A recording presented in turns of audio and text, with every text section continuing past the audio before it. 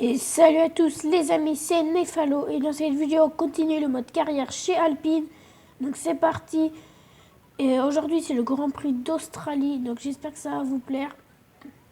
Donc là j'essaye d'améliorer un peu la voiture, j'essaye d'améliorer le R&D pour avoir une bonne voiture. Il n'y a pas tout de essais libres. Ça s'est plutôt bien passé je vais dire, parce que j'ai eu 5 sur 5, après 4 sur 5 et 2 sur 5. Mais le sprinter, le rythme de qualification, c'est beaucoup trop dur.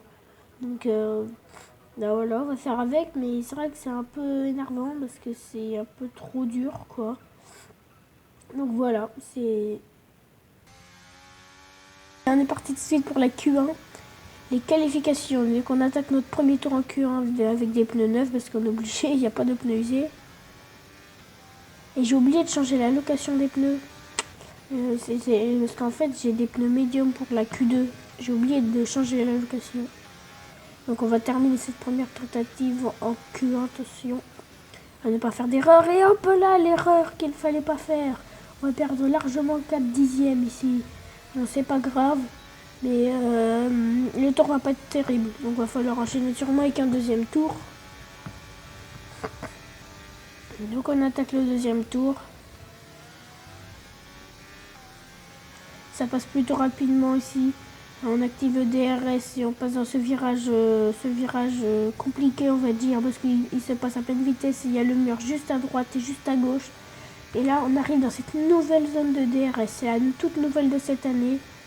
Je pense pas que c'était une bonne idée de la mettre là parce que c'est en plein virage, mais bon. On attaque le pif-paf ici à plus de 200 km/h.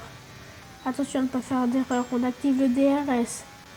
Et on finit cette deuxième tentative. Normalement, on va passer. Et on passe, je sais pas combien on est, mais on passe en Q2 les éliminer. Hülkenberg, Tsunoda, Piastri, Sargent et Nick De Vries.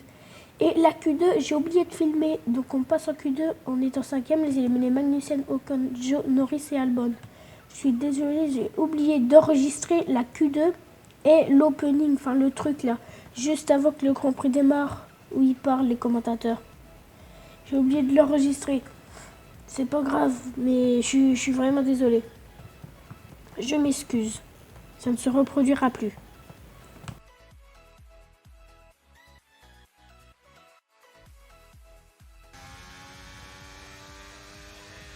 Et on passe tout de suite en Q3 pour cette première.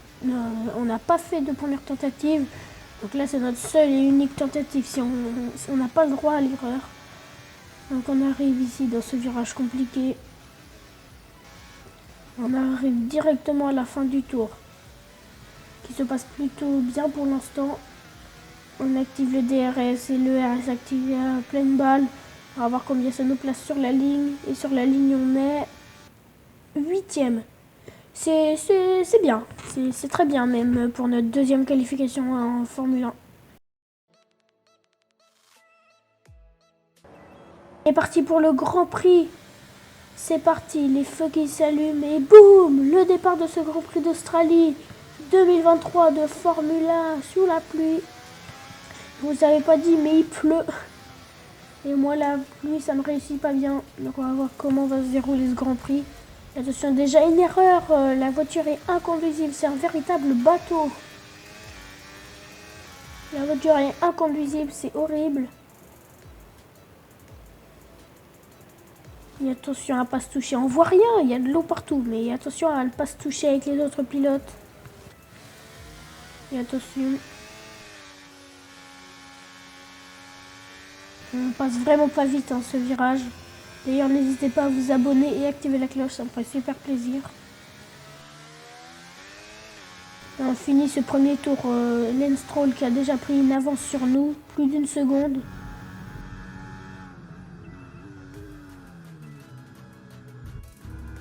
C'est super compliqué de rouler ici. Et Kevin Magnussen, pardon, va peut-être essayer de nous doubler avec l'aspiration. Il reste calme, il ne se décale pas. C'est bien joué de sa part.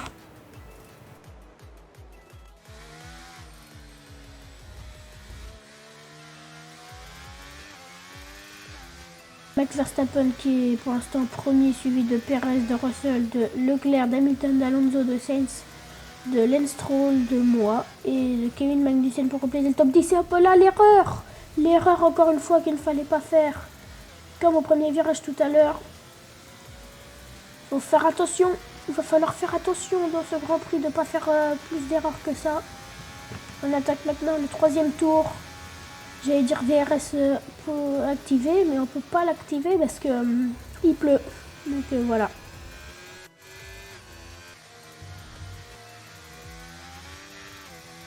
Arrive dans le virage que je vous ai dit qu'il était compliqué tout à l'heure. Attention à ne pas faire de tête à queue. Oh voilà, et pourquoi j'ai parlé? Enfin, le tête à queue, l'accident et la roue qui se casse.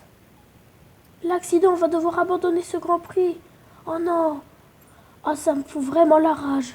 On va devoir abandonner le Grand Prix d'Australie 2023 de Formule 1. C'est vraiment dommage.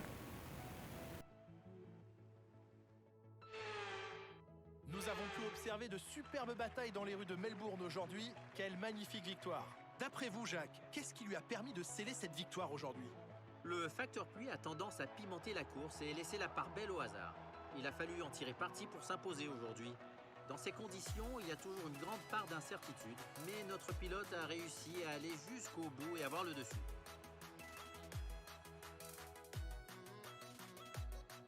Red Bull s'est battu avec acharnement pour s'imposer aujourd'hui et nous sommes contents de voir que leurs efforts sont enfin récompensés.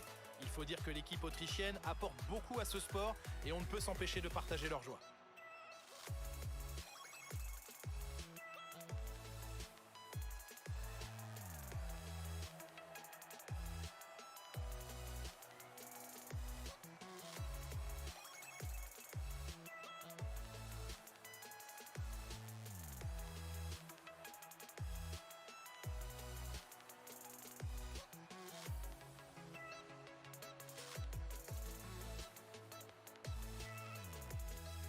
Examinons l'évolution du classement des pilotes.